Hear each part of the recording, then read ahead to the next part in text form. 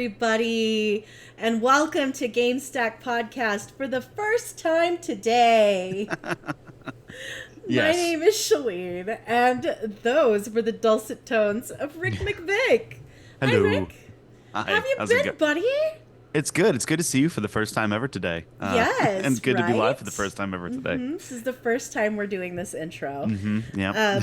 Welcome, everyone. You are listening to episode 193 of GameStack Podcast, Rick Rolled. We may have used that title in the past, but Who cares? when you hit 193 podcasts, it's okay. It's okay to do them twice sometimes. We don't care about Yeah, continuity it's here. also in the spirit of the Rick Roll to just repeat it. So. Yes, it So- is. That is true. You may be wondering why this episode is such a trash fire, and that's because Vendor's gone. Yeah, he had some previous commitments that he had to deal with, and it's actually been a few weeks since we recorded because he was traveling, and then it was the holiday, and I think I had something going on at some point. I don't know. Lots of things stood in the way of podcasts. So, best wishes to Vendor. We love you, buddy, and we will see you probably next week. But I'm really glad that Rick was able to pinch hit today and join us for a show. I guess we're still sponsored by Oak and Crow Coffee. Has anybody talked to Jacob in a long time? Oh yeah. Actually, he's still okay. He's doing all right. yeah, he's doing good. So quick, two quick things. We'll do Oak and Crow first. Jacob is doing great. And he is actually working on a blend for us at work, only for the repair department though, because we're all big coffee drinkers and we hate That's Starbucks. great. And so I called him up. I'm like, "Hey, can you do some blends?" And he's like, "Sure, I can throw some stuff together." So we've been slowly working through, you know, we've been slowly working through, these blends, and we're big fans so far of the dark Mexican blend, the dark Brazilian roast we're a little on. So, and I think up next is Colombian and then Guatemala, I believe. So it's been fun, Okay. but it's been fun talking with him. Yeah. Well, that's great. I'm glad that he's doing okay. Tell him I said hi. And will. you can support fellow listener Jacob's coffee business by visiting oakandcrow.com. You can buy a bag of our special blend, We Just Love Coffee, and $2 from every purchase will go to the Children's Miracle Network. So it never really supports the podcast. It just supports the kiddos. Yeah, we say sponsored, but really, it's an excuse to donate to Children's Miracle Network and also to help out, shouting out a listener and friend. So, I feel like we never mentioned that before. I don't feel like we didn't make a distinction ever where like we don't get any money from this. yeah, we've never all earned, of our profit goes directly towards Children's Miracle Network. none of us have ever earned a dime from this. This We've just podcast lost costs money. us extreme amounts of money. Well, We have never successfully monetized anything. We could have. We've had some opportunities, but we've never followed through. no.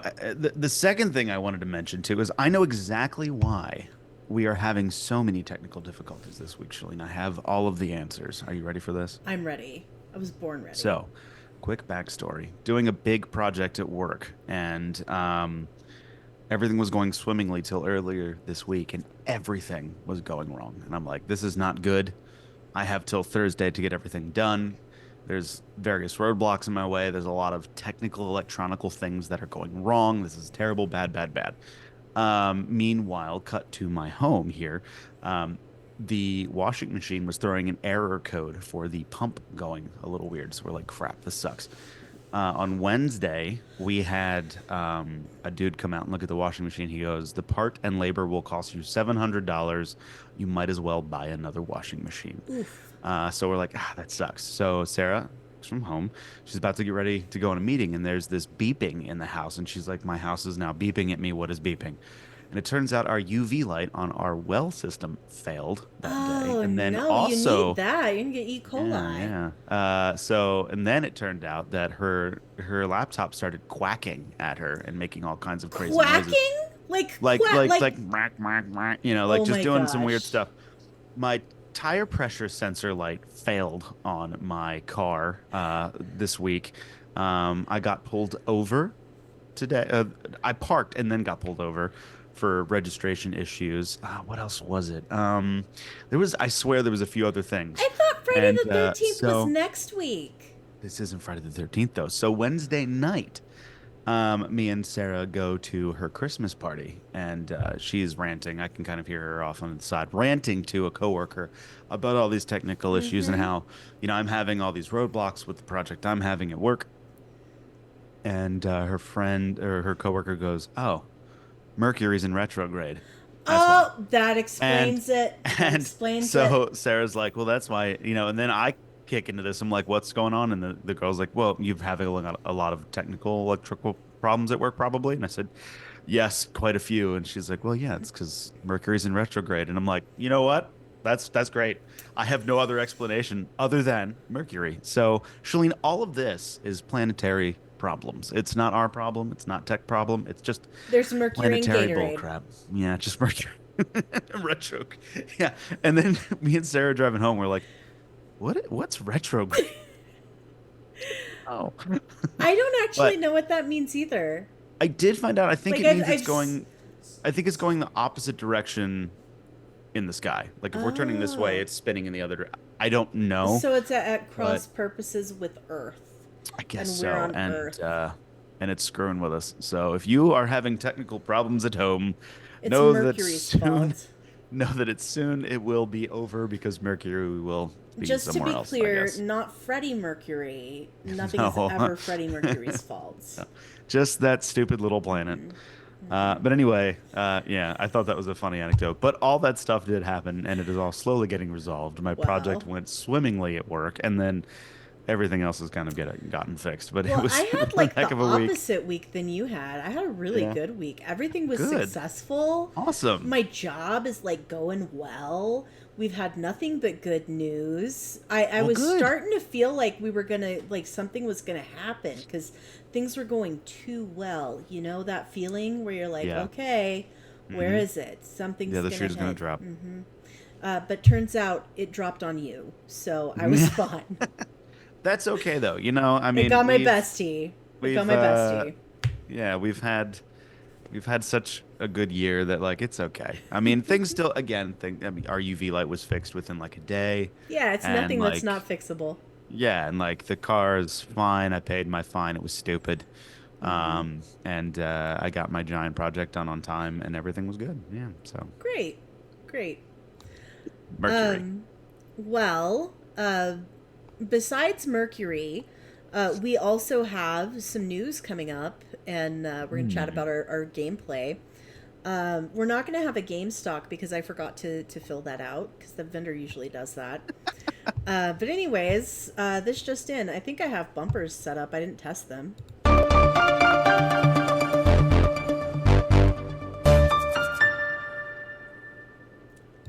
Hey, it worked. Okay. Do you want to do the December new releases, Rick? Of course I do. What if I would have said no? What would you have done? I would end the show. Oh, just End our friendship. no, never. Okay, so December new releases. I think there's quite a few. Animal Crossing: Pocket Camp Complete came out on December 3rd for the iOS and Android. Then Anton Blast, whatever that is, came out on December 3rd on the Switch and PC. We have I feel Go like Home. this should be an Anton Chekhov, like Chekhov's gun, like reference. I we have to Google this. Anton. Oh, nope. This looks very silly. Anton Blast is a fast-paced, explosive action platformer all about destruction. Oh, Okay, never mind. This is okay. not what I thought it was. Go Home Annie came out on December 3rd, and that was for the PC. Warhammer 40,000: Dark Tide came out on PlayStation 5. On the 5th, Delta Force, excuse me, Open Beta is out on December 5th. Well, it came out for the PC. I've played the alpha, What and is it Delta was Force? so Delta Force is was an old series of like first person shooters they had created a few games. One of them was Black Hawk Down, which became a Oh yeah. very cult hit as far as the replaying the campaign of it. And they also had, I forget what it was, but it was like a massive multiplayer with vehicles and planes. I think even before Battlefield had done it. And they'd went away for a while. Delta Force came back in a form of a looter shooter, like extraction shooter, I should say. And they are also redoing the Black Hawk Down campaign, and it's all free to play on the Well, that PC sounds at this super point. So, fun. yeah, I mean, I'm not a big extraction shooter fan anymore. Not that I ever really was, but there's a PvE extraction shooter side of it, so you don't have to play PvP. But it is interesting, I guess. It feels good. It plays well. If you like that sort of thing. Um, but that is again free to play, and it is in open beta right now. Also, Sorry, but I'm used to being able to do whatever I want in the background because ah, Vendor handles this part. So I was looking at some of the other games on the list on Steam so I would have some commentary for them. And the mhm, trailer just booted right up and everyone could mhm. hear that. And I didn't realize everyone could hear that until I saw your face. Um, so also on the 5th, quite a few on the 5th. My goodness. Entropy Survivors for the PlayStation 5, Xbox, and PC. Fantasian Neo Dimension for the PlayStation 5, Xbox, and Switch and PC. Fitness Boxing 3 I for missed the one and Switch. two. I Do you know, think I'll yeah, be it's so lost good. There's a if I third. don't catch up on one and two? I think you're gonna have to, Yeah. actually. Although you might, I wonder if that came out for the Wii. It feels like it probably did. It does feel like a Wii game, yeah. Infinity Nikki is out on PlayStation 5, PC, iOS, and Android. Skydance's Behemoth They were all on the on Switch. hmm? Fitness Oh, they were? Boxing 1 and 2 were also on Well, Switch. touche. Uh, Skydance's Behemoth is on PSVR 2 and Meta Quest. Stranger Things VR is on PlayStation VR 2 and Stream VR. I didn't even realize that they had a second PSVR 2. See, if you listened to this really cool podcast called Gamestack, you might have heard about it. Sorry, Yeah. been it's lame. Uncle Chop's Rocket Shop. And that Oh, is the snippet of trailer that you were all treated yeah, to was that's Uncle Chop's that's Rocket Shop. that's tough to say. And basically you play as a little dog who is fixing rockets. It is a fix 'em up simulator. So it actually looked really cute and pretty fun. So You gotta build that red rocket. Um, PlayStation 5, Xbox, Switch, and PC. And then Dogman: Mission Impossible that's so bad. with that is really bad. That comes out today, December 6th, PlayStation 5, Xbox, Switch, and PC, Plainly, along with that's the big game for today. yeah, yeah. Actually, looking at I think I don't know. Marvel Rivals comes out today. Is that like a fighter, like a Marvel side scroll Rivals. fighter? Okay, I know about this because my You boss do. was playing it and he was talking Okay. about it. Marvel Rivals is Overwatch with X-Men. So Oh, yeah. okay. It's a hero shooter. Woo. Another The genre graphics I are real care pretty. I nothing about. watched him stream about 15 minutes of it yesterday. It looks like something I would absolutely never ever play. Your boss But streams? yeah, yeah. Have you missed out on all of this? I have a cool boss. Yes. I mean, Yeah. I knew that you had a cool boss and he's talked to you about Fallout, but I didn't realize he streamed as well. Yeah, he's got a Twitch channel. He streams. He plays probably significantly more video games than I do nowadays. Sometimes we take Pokemon Go breaks in the middle of the work day. It's great. That's so cool. Yeah. So that's on PlayStation 5, Xbox, and PC. Along with that, today you can get Path of Exile 2 early access on PlayStation 5, Xbox, and PC. Also today, Shadow Tactics: Blades of the Shogun Dash Akio's Choice. It's That on is a PlayStation 5 heck and of a Xbox. title. Yeah, that is a heck of a title. Mouthful. December 9th, Indiana Jones and the Great Circle, lame name, but apparently good game. All the reviews have Indeed. been all the indeed. Duh, indeed. Yeah. Apparently all the reviews are coming back really well. It's by Machine Games, if I'm not mistaken, Yes, which the creators of the recent Wolfenstein games. yeah, which have been fantastic Nazi killer simulators. And I am going to try Indiana Jones. I'm going to of course, Xbox Game Pass. Why would I not want to try it? Is it on Game Pass? It is on Game Pass, I didn't yeah. realize it was on Game Pass. Heck Oh. yeah. Day one, download, play. So yeah, that comes out on the 9th. December 10th, you're gonna get Legacy of Kain, Soul Reaver 1, ampersand 2 remastered. That's on PlayStation 5, Switch, Xbox, and PC. Then you get Mighty Morphin Power Rangers, Rita's Rewind. Um, and that's on PlayStation 5, Xbox, Switch, and PC, along with Monument Valley 3 on Netflix. What? I guess they're doing their What? game thing again. Yeah, like I knew On Netflix was doing games. Netflix? Yeah, use your controller. Do you remember when TVs were trying to do this controller thing with the actual like Yes. remote? I think they're trying to do that again. Well, the first Monument Valley was pretty good. I mean, I've never it played. I was don't a know what it is. puzzle game. Puzzle game. It dealt a lot with perspective, I guess. Mm. But yeah, I Netflix don't being know. the release platform just feels weird. Yeah, it does. Movies and streaming are not enough, so they're gonna have to get into gaming. Yeah, I saw that too. On the 12th, you're gonna get Spirit of the Samurai on PC, and then you get Bronana No, on no, no. December 13th. Broana. No, there's an in there. Bro Oh, Nana. Bronana? Bronana. This is okay. Bro Nana is a thrilling and hilarious survival roguelike.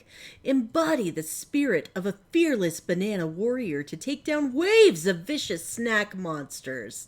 Through a rich variety of random events, grow stronger, evolve abilities, and face off against challenging bosses to save the homeland. Who makes this? Who's the Ah, dev? Busy Bear. All lowercase. This feels like it's a rip off of Brotato. It does. I wonder if it's the same devs as Brotato? That's Thomas Gruvard. Okay. I don't think it's the same devs.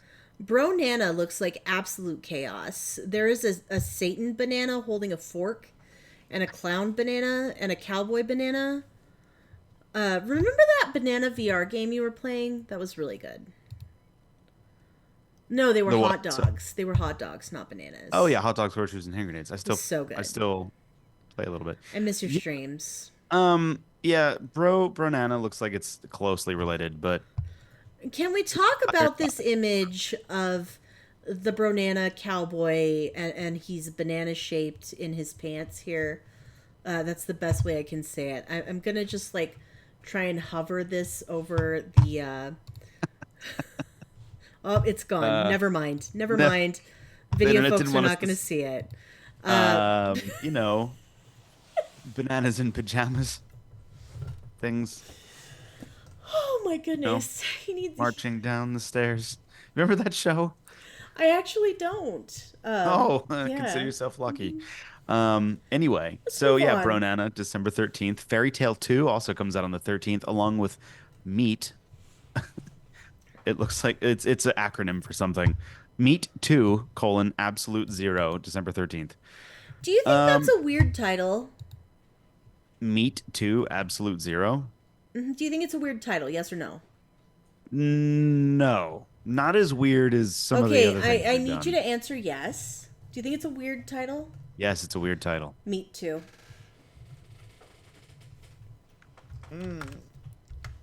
It was good. That was good. I'd give that joke an absolute zero. So It's a on the shooter, 17th, but oh, nice follow up. It's a shooter, like it's kind of like a Doom style shooter, like an old timey Doom. there's a lot of Doom clones coming around, or at least like revamps. It's interesting. Okay, carry on. I'm sorry. Yeah, it's just interesting what. Sorry. Um, okay. December 13th, Fairy Tale 2. I did that. And then Meat 2, Absolute Zero. December 17th, Botany Manor. Yeah, this I actually have a. looks really cute. I have a copy on either Switch or Xbox. I don't remember which, but I haven't picked it up. So, like, they sent me a copy, and I just never got Oh, around to okay. playing it. I understand. Is it like a care game of Yeah, it's like a plants? cozy game. Oh, cozy But game. it's Yeah. also it has like a spooky tone. But it's a cozy game, so it's a little bit witchy. So Okay. That's not on PlayStation 5.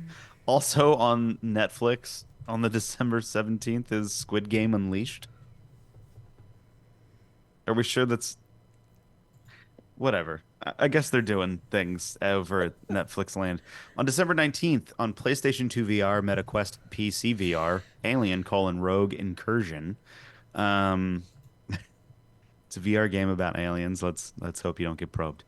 And on December 20th for the PC, you get On Air, whatever that is. So yeah, there's a whole bunch of games coming out. The only thing that looks interesting to me, unfortunately, on this list is Indiana Jones. yeah, I definitely want to check out Indiana Jones. It looks good. It looks like they did a great job with it. So Hmm. I do think that Uncle Chop's Rocket Shop looks like a pretty good time as well. Um, You know, you could say, you know who should have got to voice Indiana Jones? They should have got Mark Hamill to do it. that would be funny. Have you heard Mark Hamill's Harrison Ford impersonation? No, It's spot on. is it It's really really? good. Yeah, it's really good. And I think it'd be hilarious to have Mark Hamill voice Harrison Ford in Indiana Jones. But then I feel like they need to make a Luke Skywalker game and have Harrison Ford voice Luke Skywalker. Why do you think they didn't have him voice? Why do you think they even asked him, or do you just assume? Do you think they I assumed they think just couldn't he even would afford him? cost way too much money. I don't know if they asked, but I doubt that there's enough money in the world to make Harrison Ford consider voicing Indiana Jones for a video game. Probably because he just doesn't want to. Mm-hmm. Have we Mm-hmm. talked about the fact that I've seen all the Indiana Jones movies now? We talked about briefly about the fact that you were watching the first one, and you'd Okay. watched the second one. I remember talking about Willie's horribleness and Hmm. how her Yeah. character's special ability in Lego Indiana Jones is to shatter glass with her screams. Okay, then we have talked about it. And then I did see Crystal Skull, and the whole way through the movie, I'm like, well, this isn't that bad.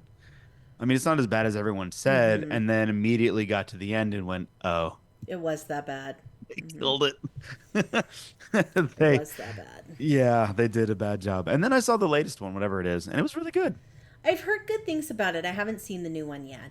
Yeah, So it's really fun. It's more reminiscent of the older Indiana Jones yeah, in style and feel than Crystal Skull was. yeah. You know. So Crystal yeah. Skull was sure a thing. That was sure a thing that came out. Yeah. A little weird. I also feel like I should check out Animal Crossing Pocket Camp Complete just out of Animal Crossing, loyalty. Hmm. I'm sure it'll play pretty similarly to Pocket Camp, which I put so many hours into. Like yeah, devastating amount of hours into that game. So, Yeah. I mean, but there's no beating it, is there? It's just no, constant. it just goes forever. It's Yeah. just yeah. There's really no beating it, but yeah, it's cute, and it continues to be cute. So With hats. so many hats. There's so many. There's like an orange hat that's one of my favorite hats of all time, and it's just like you slice the top half of an orange off, and you're wearing it on your head, and it has a leaf sticking Hmm. off the. Yep, that's my favorite Animal Crossing hat. I That's think of all adorable. time. It's really good. All right. Well, So do you want to carry on with the rest of the news? You know what I yeah, forgot to look up was like the free games for like I'm sure there's PlayStation free Plus and games. stuff. They probably exist. Should we Google those for a minute? Talk while I do that. Yeah, sure. Well, we will be talking about the Game Awards and the nominees, and this is going to be interesting because I haven't necessarily been paying attention to gaming the last year and a half or something like that. And already looking at some of the nominees, I am taken aback at the lack of choice that we had because some of them, man, Yeah, I really are agree with that ridiculous. too. I need to do one more Google. I'm trying to remember what it's called. And yeah, I Okay, it's gonna be an award ceremony, that's for sure. so we've got the free games. Um, for PlayStation Plus, you're going to get It Takes Two for PS4 and PS5 for It's a good PlayStation one. That's a Plus good one. Yeah. members, and it is such a good game. Yeah. Vendor and I never finished it. I think we definitely do need to finish it. Yeah. Me and You Sarah did. did you? Yeah. Mhm. So like, tell me something. Is the scene with the elephant the most monstrous thing you've ever done in a video Dude, game? absolutely. It Right? was so horrible. Like me and Sarah were like, "Oh my gosh." And then like I think Sarah and Evie played it too and they were both like, this is rough, man." Like, I've made some dark choices in video games before, but I don't hmm think I've ever done anything that made me feel as bad as that scene with the elephant. It was so Breaking Bad. It was brutal. It was very It was brutal. rough. It was rough. hmm Well, if you're not into the murder of innocent elephants, you can do Aliens Dark Descent. That sounds like a much lighter choice for both PS4 and PS5. And also, Temtem is available for PS5. This looks kind of like a sort of a play on Pokemon a little bit. What These is it again? games, Temtem. Uh, Oh, do you want to hear the blurb? sure. Every kid dreams about becoming a Temtem tamer, exploring the sixth islands of the airborne archipelago, discovering new species, and making good friends along the way. Etc., etc. Catch new Temtem on Amnesia's floating islands, etc., etc. So, beat the 8 dojo leaders. So, it's a Pokemon clone. So, What country do you think developed this? ooh, let's see. Based on the art style, I'm gonna say it was a European country. Okay. What do you think? I looked it up because it surprised me. Tell me. Spanish. Spain. Really? Yeah. Interesting. You nailed it with the European thing. Yeah, I had a feeling based on the art style that it was European.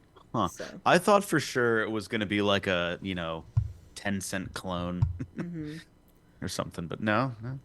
interesting. So that's it for PlayStation. If you are an Amazon Prime member, Prime will be giving away 10 free games in December. And those are Baldur's Gate Enhanced Edition, Baldur's Gate 2.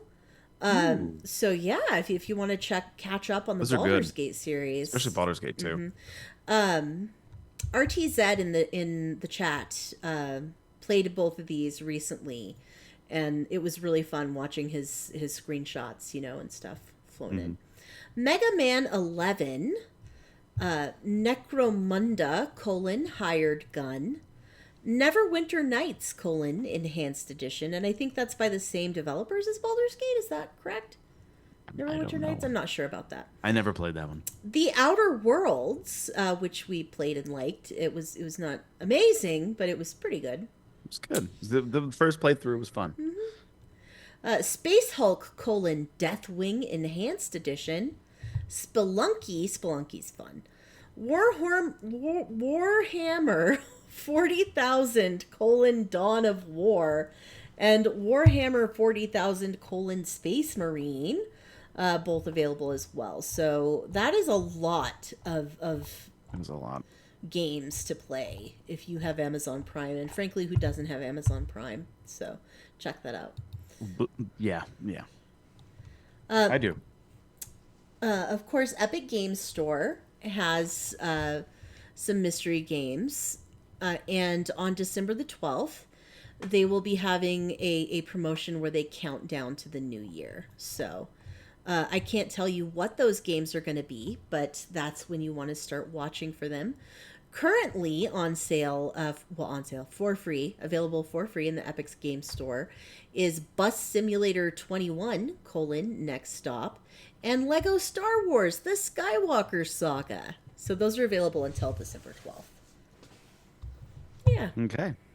that's the free games. Carrying on with the rest of the news, the Game Awards. The Game Awards 2024, the Keeleys, have been announced. And we wanted to talk a little bit about the nominees. Um, and I hope we didn't talk about this on the last episode because I feel like I have some memories of talking about this with Vendor, and I'm not sure if it was a private conversation or on the show. So if we've already covered this, I apologize. But we haven't covered it with Rick. So tell me what you think about these Game of the Year nominees. Read them off. Tell me what you think.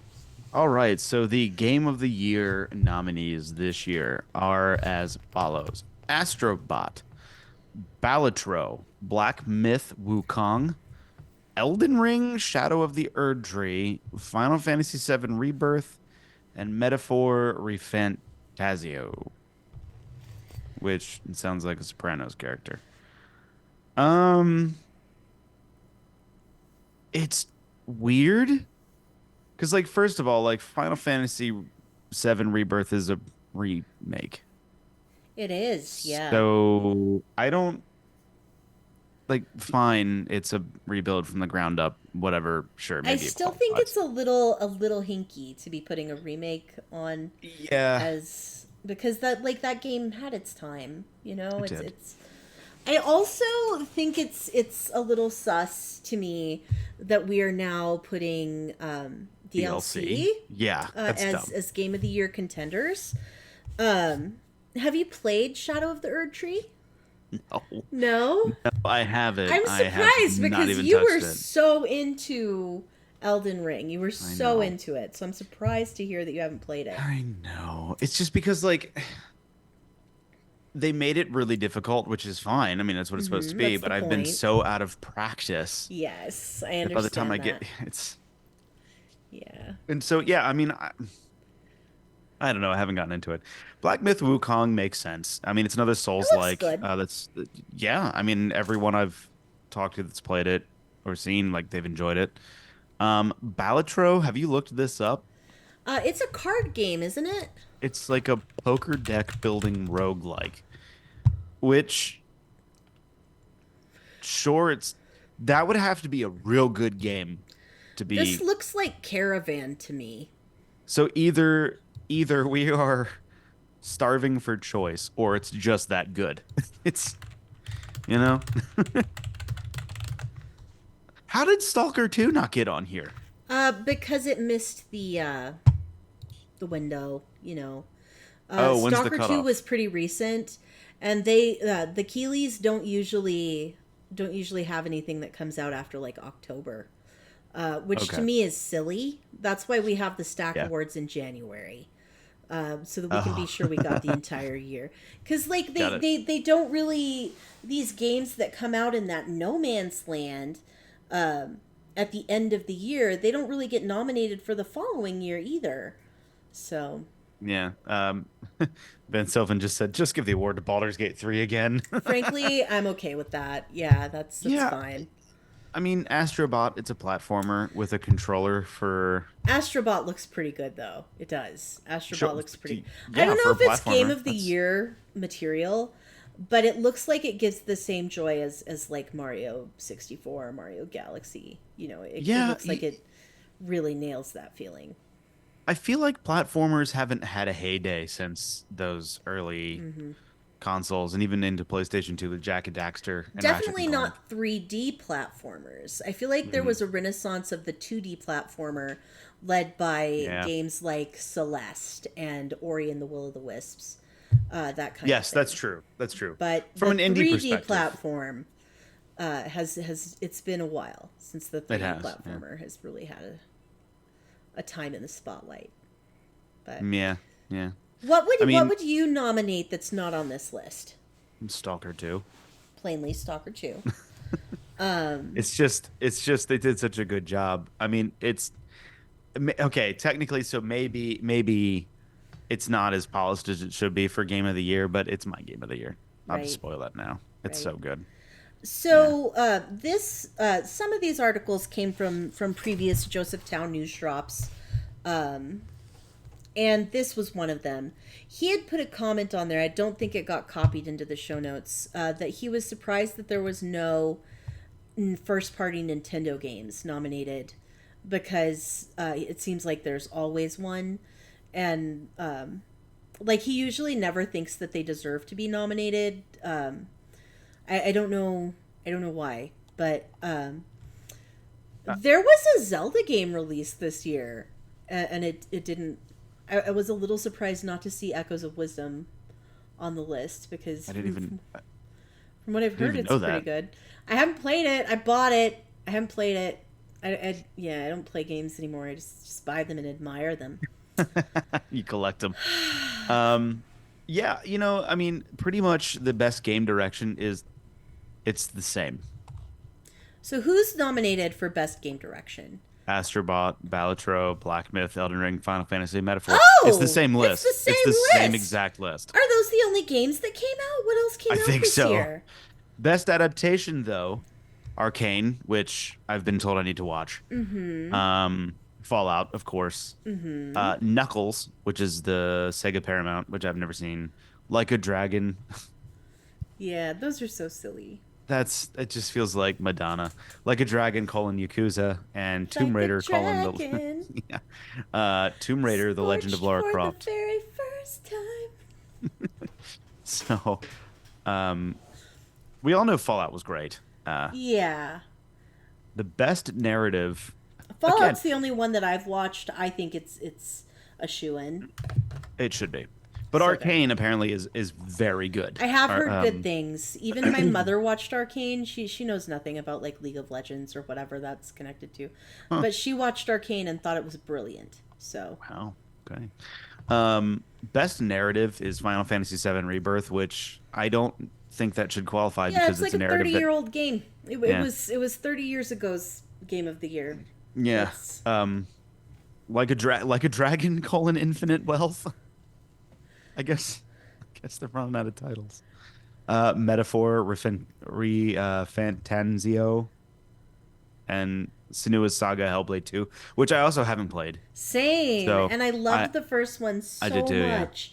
But I just like I installed the second one Me too. and I stared at the start screen and I was like, I don't think I'm emotionally ready for this. Like I don't I had a hard year this year and Hmm. I didn't think I could face.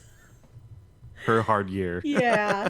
Yeah. And then the last one for best narrative is Silent Hill 2, which again Again, was an not old not an original story. narrative. It's not a new story.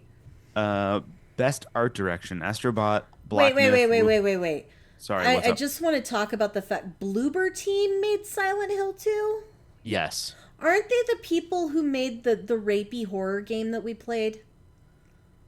Pretty certain they are. Okay, Yeah. okay. Yeah. Suddenly The less rapey horror interested game. in Silent. Well, I mean, how else would you I know. describe No, I it? know. I know. It was I remember we were like, don't turn into diddle kids. Don't turn into diddling kids. It turned into diddling kids. Mm-hmm. Mm-hmm. Of course. And that's where, we lost so much Yeah, interest when it did because that. it was such a good game. It was so interesting before that. It was this cool ghost story. But Yeah. then it woke up in the morning feeling like P. Diddy. And Nice. I was so mad. Yeah, I was too. Best art direction, of course, you're gonna get Black Myth and Elden Ring. Like I don't think Elden Ring should be on here. Black Myth is pretty much very similar. Astrobot, cartoony Astrobot, sure. I don't know what is this metaphor Fantanzio. I Oh, think it's it's it's like like a an anime JRPG. game. Yeah. Let's Google that and have a little quick look at it and see. It's a Yeah, JRPG. this is a JRPG. The art style makes me think of Persona, um, which is a great art Very, style. yeah, yeah, So yeah, yeah. yeah, fully on board with that being nominated. Oh, it's Sure. Atlas and Sega. Those are the developers of. That's where Persona comes from, I think. Oh, So oh, so that makes so yeah. yeah, probably some of It the ain't same broke, people are don't fix involved. it. And then Neva. Neva. I feel like I I've don't know what that heard is. of this. I think it's Neva. It could be Neva. Neva Eva. Never ever. Now, I will Oh, I say, have heard of Neva. It is amazing. It's from the team behind Gris, and it looks so beautiful. cool. It's this story about this girl who has an antler dog for her friend. Cool. So it's an indie darling. So, best score in music, Astrobot, Final Fantasy VII, Metaphor again, Silent Hill 2, and Stellar Blade. Now, this is where I think you could nominate DLC and other such Agreed. because, you know, you can come up with, typically you're not, hopefully you're not reusing most of the score. Bless Excuse me, you. coughing. Hopefully you're not using most of the score or reusing. And let's face it, Final Fantasy VII's score has always been amazing. Mm-hmm. So updating that, I think you could kind of argue maybe a little Makes bit, sense to maybe me. not, maybe not. I don't know. But yeah, best audio design, Astrobot, Call of Duty, Black Ops 6. No.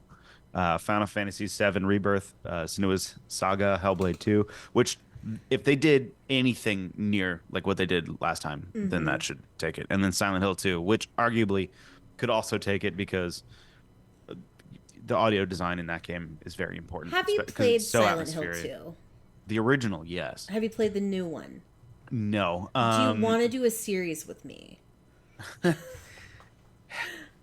I think we should bring it back, Rick. I think we should bring it back. But Yeah, I'm not it's going to put you on the spot right here. no, I don't have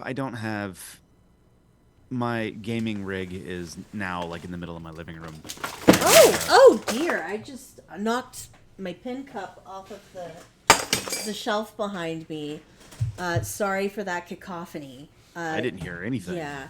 Oh, that's good. I'm glad you didn't hear anything. I just heard you going, "Oh," and that was Yeah, it. on my end it was a big crash. I have Oh, this like okay. brass vase that's Oh, full of pens, yeah. and it was a disaster. Yeah. But no, so I don't have a good way to stream video games anymore. The How dare PCs are you? two separate rooms now. Yeah, I Hmm. know. But I had been kind of reading up on Silent Hill 2, and apparently they changed it and not for the better. So I don't know. I don't Unfortunate. yeah. And then Black Ops 6, I don't know. It's not the best sounding I game feel I've ever like heard. Call of Duty tends to have pretty good audio. I mean, yeah, it's fine, but to me it always sounds quite compressed and distorted.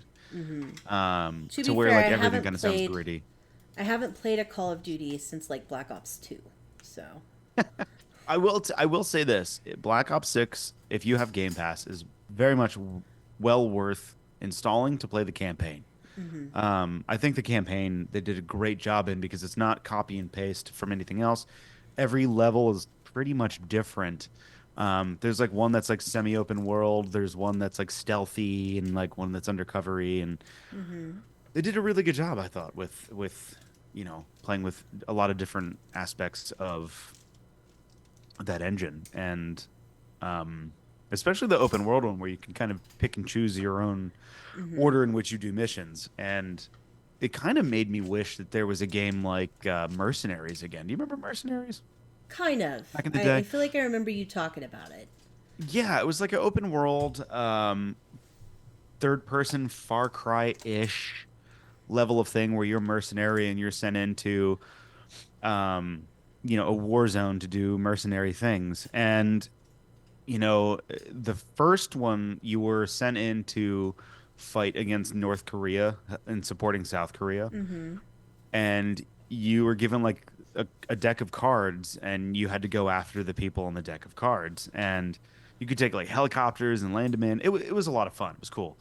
And the second one was on like a tropical island, and it was just a really good game. It was like again, Just Cause meets Far Cry kind of thing. Okay, that sounds fun. Um, Sounds like a good time to yeah, they me. were great, and it just I miss not that I miss, but I kind of wish there were more open world shooters that had I don't know some substance rather than Far Cry, where it's always like you're a dude who's in a bad place and you have to fight Yeah, for there's a survival. It's crazy like man. every time, every single time. And like sometimes I don't want a Bond villain Mm-hmm. to fight. And I mean, Ghost Recon, you kind of get a little bit of that, but it's not as over the top and whimsical as a Far Cry or Mercenaries or Just Cause. And Right, I feel like we need a little bit of whimsy sometimes with our shooters. for sure. But yeah. Anyway, It can get too rambling. heavy. Best performance, we've got Brianna White for Final Fantasy VII Rebirth, Hannah Tell for Life is Strange Double Mm, Exposure, Humberly Gonzalez for Star Wars Outlaws, nah. Luke Roberts for Silent Hill 2, and Melina Jurgens for Senua's Saga Hellblade 2. I'm just gonna say Melina because, she's She's awesome. amazing. Yeah. She's amazing. Yeah. Innovation in accessibility. I think this is such a valuable category to have, to just point out the Yes, games that are doing great things for this. absolutely. Call of Duty Black Ops 6, Diablo Roman numerals. Is that four? Four. Yeah. Was that Uh, last year? What that was last year, wasn't it? was it Yeah. 2 years ago? I don't It was know. definitely not this year. Dragon Age The Veilguard, Prince of Persia The Lost Crown. There was a Prince of Persia game this year? And At Star this Wars rate, no, this was Outlaws. probably also last I year. know. This is they're nominating the original Prince of Persia at Yeah. this point. Games for Impact, Indica, Neva, Life is Strange Double Exposure, Senua's Saga Hellblade 2, Tales of Kinzira Zhao, and Closer the Distance.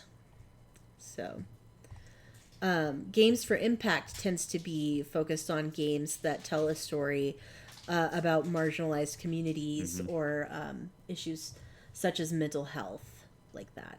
So, Oh, yes. Yeah, that makes sense. For a second there, I thought that Star Wars was on this list, and the reason I made that face because I'm like, how did that? yeah, But then I realized it wasn't on the not list. there. Yeah.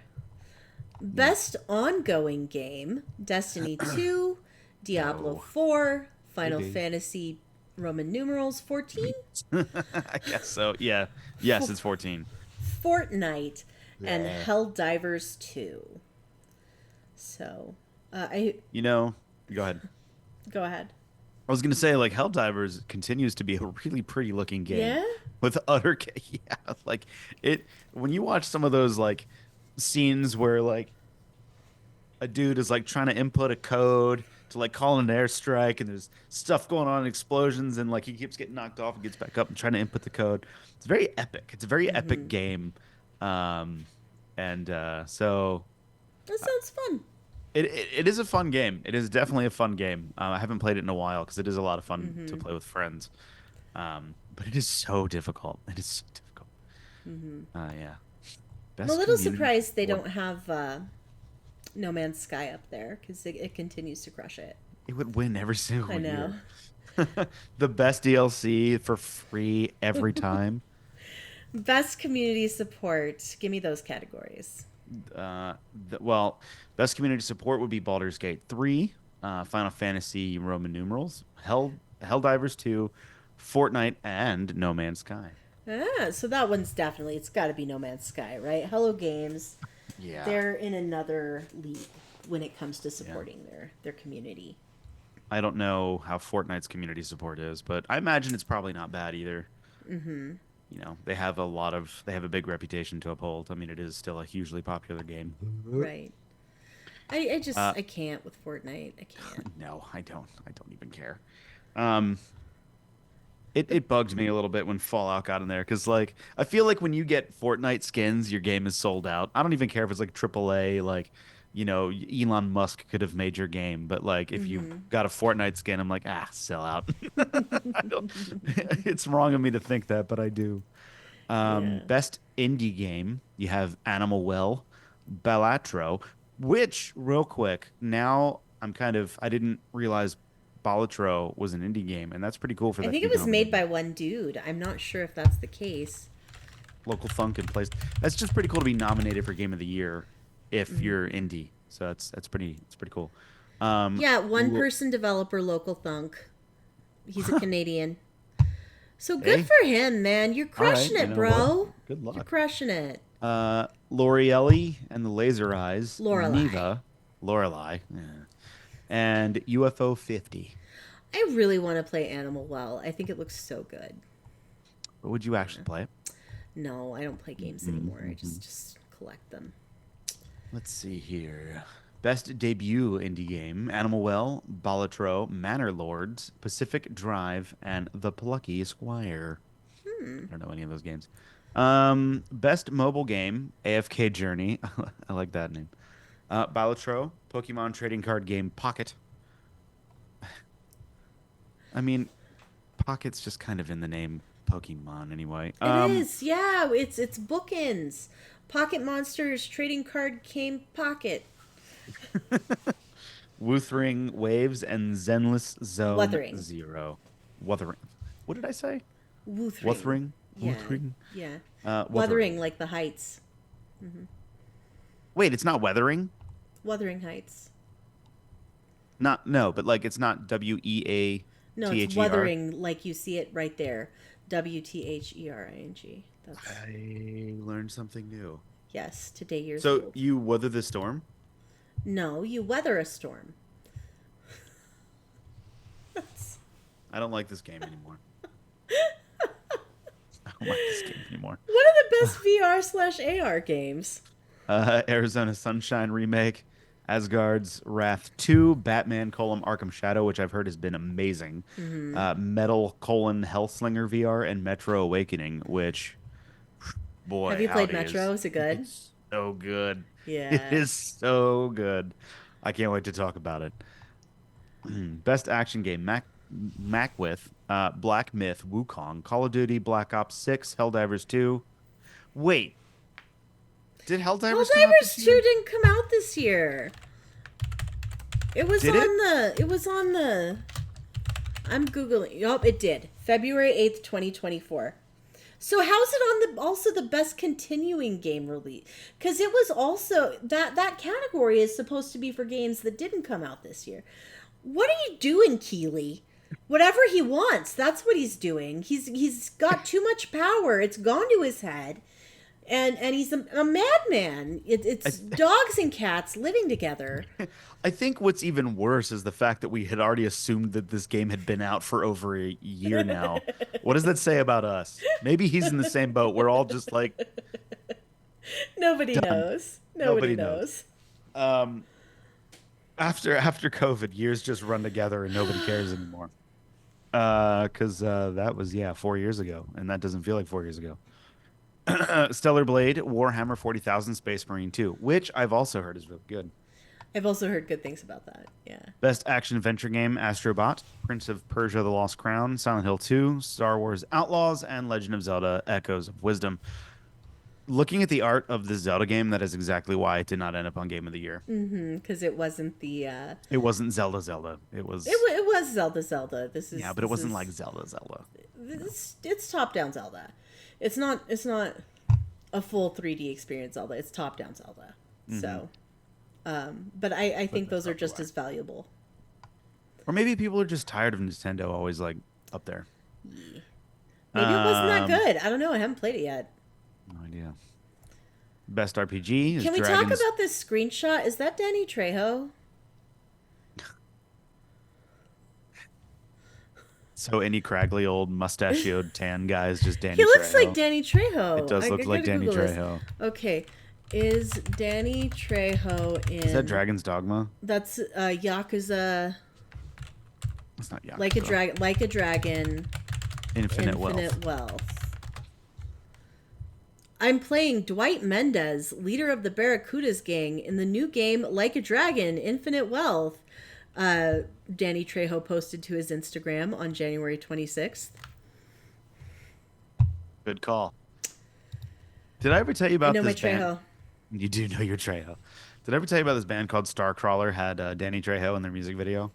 No. Yeah, so there's a band called Starcrawler, and they're pretty good. And it turns out that she's dating Danny Trejo's son. Oh, fun. And Yeah. you're in this video, they're doing this thing where like these two gangs are about ready to fight, and they're showing close up faces, and they're random people. Then it's Josh Homme from Queens of the Stone Age, David Hasselhoff, and then Danny Trejo.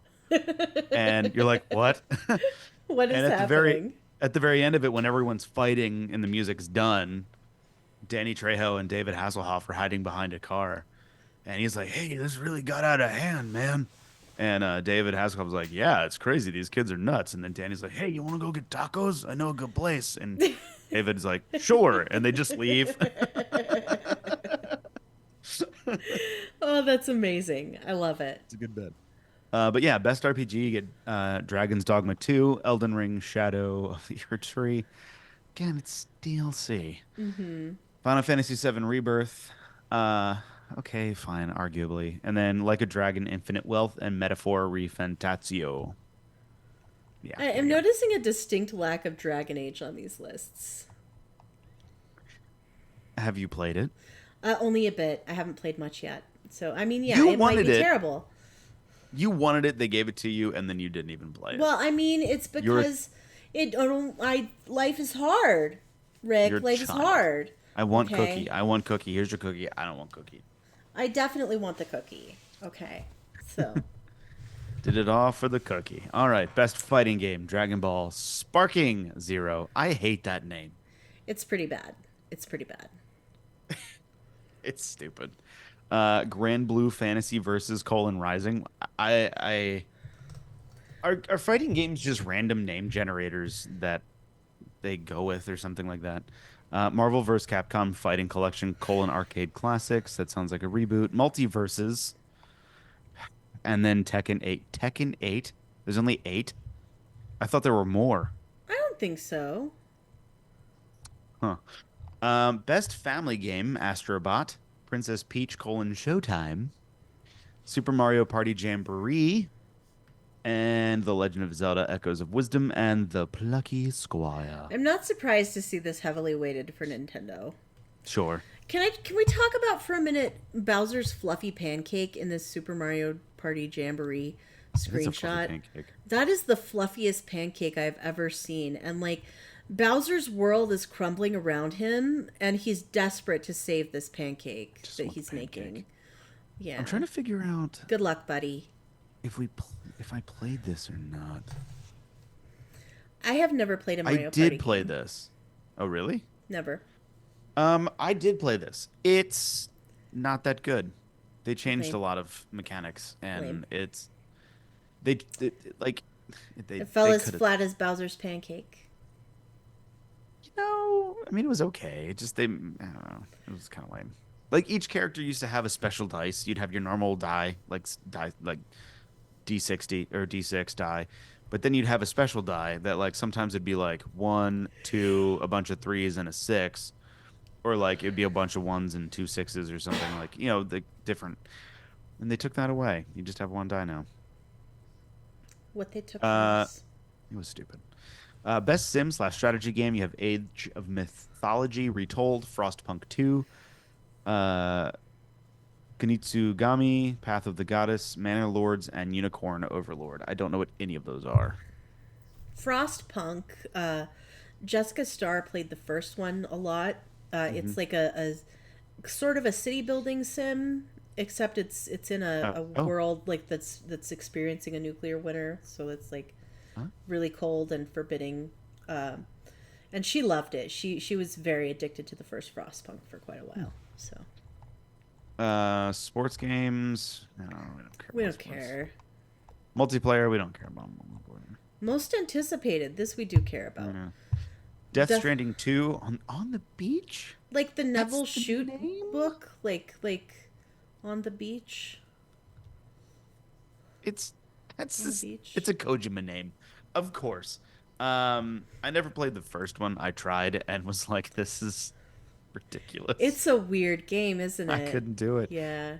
I love the Metal Gear Solid stuff, Hmm. but this was just like too Kojima. It was This just too is much. really funny to me that this was like too much for you.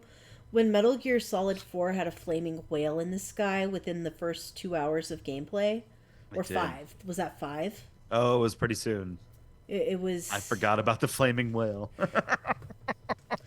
Because Metal Gear lost me at Flaming Whale, so.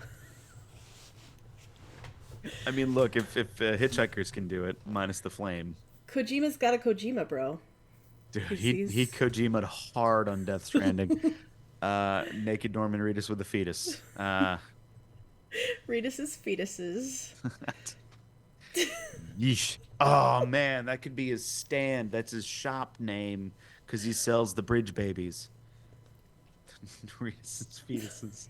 Get your bridge baby. Wow. Anyway, Ghost of Yotai. I don't know what that is. That is the Ghost of What's Tsushima these? follow up, and it's got Erika Ishii is playing the female protagonist, so it's Oh, not the cool. same protagonist.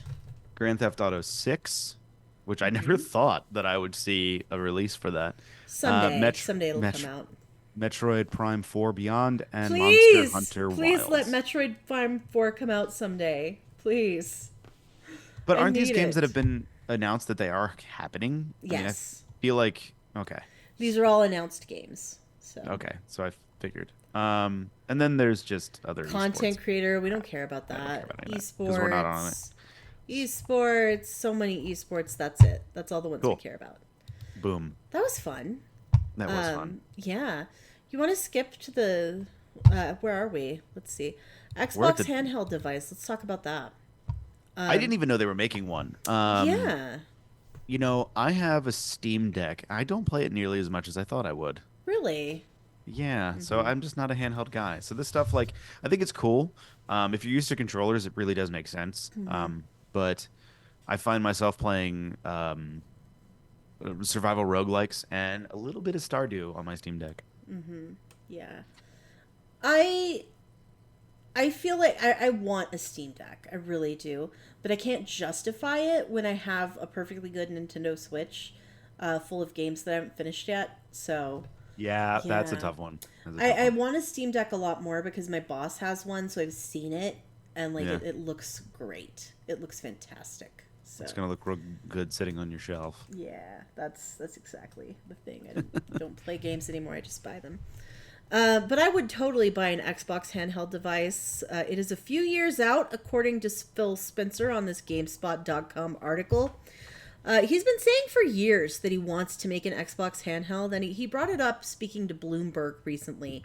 He said, the expectation is that we would do something in that area. They're working on prototypes, and it would be a few years out. So, Microsoft's designers and engineers are spending some time updating the Xbox mobile app to offer a better experience on portable gaming devices that already exist. And on a longer horizon, Spencer said, I think our team could do some real innovative work in the dedicated handheld market. So this is not really a huge scoop. You know, we all knew that Microsoft had people looking into this. They would be silly not to with the success of the Switch and the Steam Deck. Yeah, I feel like the PlayStation one was not as successful, but I could be wrong about that. they've never had a successful Yeah, handheld they ever. never have. Um, the reason the Switch works is just because of its modularity in the sense that you can like plop it right into its dock and you have it on your TV, and then you can pull it out and like That is so play it. fun to do. But Yeah, honestly, the only reason that I own a Switch is because that's how I get the Zelda and the Animal Crossing. You know, I have to have the Switch to play those things. So, sure, but I just mean that like Nintendo has always been very good at well, I mean, handhelds have been their bread and butter for a while. You know, that they had the absolutely Game Boy, they had the GBA, all those. And then they just merged both into one and the it finally got it to DS, the work. DSi, the 3DS. Yeah. Yeah, I mean, and And so this I will argue that the Wii U is actually a fantastic platform. Just nobody bought it. I was So gonna say you are by yourself on yeah, the game. I was one of like 12 people that had one. So Yeah. And then so yeah, I mean it makes sense the Switch is good. The Steam Deck works, I think, because it links up so well with your Steam account. And people have put a lot of time into an making investment into controller. their Steam games. Hmm. You know that Steam library is worth more than the GDP of Nicaragua. But yeah, I mean like even controller support for stuff and kind of revamping it for that. I mean that's True. there's some work there. But yeah, I mean it makes sense. You can take your Deep Rock Survivor on the road with you. And when I went to Nashville a while ago, I took my Steam Deck and was just playing it all the time, and it's quite cool. And yeah, you can do it with your Switch, but I guess it just depends on what world you like to be And in, and I also prefer a there are non-Nintendo world. things you can't play on the Switch because of limitations of the Sure. hardware, and also Hmm. just because it's not on there. Hmm. Like on his Steam Deck, my boss was playing Mass Effect, the Hmm. Legendary Edition of Mass Effect, Yeah. on his Steam Deck on our lunch break the other day. Like I had a book and he had Mass Effect. He And it doesn't run that bad. no, It it runs looked pretty good. great. The sound was good. It looked good. I was really amazed. Which one was he So playing? Which one, two, or three? I want to say he was in two, but I'm not 100% sure. It's been a while since I've done a Mass Effect run through. Yeah, But yeah. it made me want to play. It really did. So um, Um, do you want to talk about Avowed a little bit? go ahead. So, we have all agreed that Outer Worlds was okay. Mm-hmm. And so this is Obsidian's take on a fantasy FPS. Uh, FP, yeah, first person slasher. There we go, FPS. And you know, when we first saw that trailer, the announcement of the teaser trailer with all the arrows that go up, we're like, Mm-hmm. "Oh, this looks really good." And there's that monster that comes out, and then you see the art style, and you're like, "Oh, it's Obsidian art style. It's a It doesn't look little anything cartoony." like that. No, I it's colorful, it's bright, it's vibrant, it's a little round. Does that make I'm more sense? interested in what it actually is than in what the trailer showed, because I thought the trailer was soulless and just Sure. but why would they make a trailer that looked so little like the game they were developing? I don't know. But do you see what I mean? Like the game looks a little soft around the Mm-hmm. edges. And I don't mean that Mm-hmm. in a bad way. I just mean it's like Outer Wilds or Outer Worlds. It's a Mm-hmm. little cartoony. Something about it is a little whimsical. And I think that might disappoint me slightly, but it is Obsidian. They do make a good game. Can And we the talk about this woman's hat? Oh wait, I got a JCPenney ad. and but the armor. Look at the armor. Look at her It does look hat really though. good. Like That it is looks pretty. magnificent. The chick in the armor, you mean? Mm-hmm. Look at her hat. Yeah, I know. I'm looking at her hat. Such a good hat. It's a fruit hat. It But is a that's what I it mean. is fruit hat. It's slightly whimsical and slightly not. And Mm-hmm. it'll be interesting to see what it's like. I'm wondering, are they using the same engine? I don't know. But yeah, I'm looking forward to Avowed. Again, it's going to be on Xbox Game Pass. Um, I don't know much about it. I'm kind of ready for I'm kind of ready for a first-person fantasy game that isn't Skyrim. Mm-hmm. Um, or let me rephrase that. That's not from Bethesda. Right. Starfield really put all of my expectations for Bethesda games right into the toilet. I thought They you liked Starfield. What I happened? I played it longer. Okay. So like you enjoyed it the first run through. Yeah. No, I enjoyed it for probably for a while. Um, until So this the is just the quest the started. Rickroll cycle of gaming. We love the game until we play the game like a second time and then we no longer like the game. It's not always the case. I love Skyrim. Fallout 4, 3, I put many hours into that. Yeah. Um, I I'm thinking about like ESO and oh, I know. like Well, there've like been so many. because I realized like I can't I work my games shine when there's story. That's I think why Mass Effect continues to be my absolute So good. favorite. So good. Yeah, because there's a beginning, there's an end. Hmm. Cyberpunk is probably my favorite game of all time now because of just Really?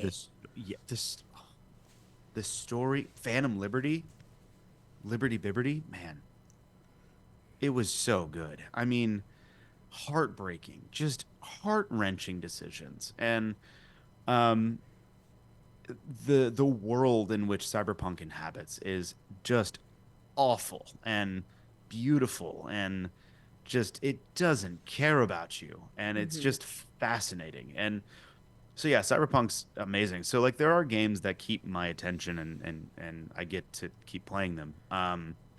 And I had thought that Starfield was going to be that Mm-hmm. until every planet had the same base over, Yeah. and they weren't even different.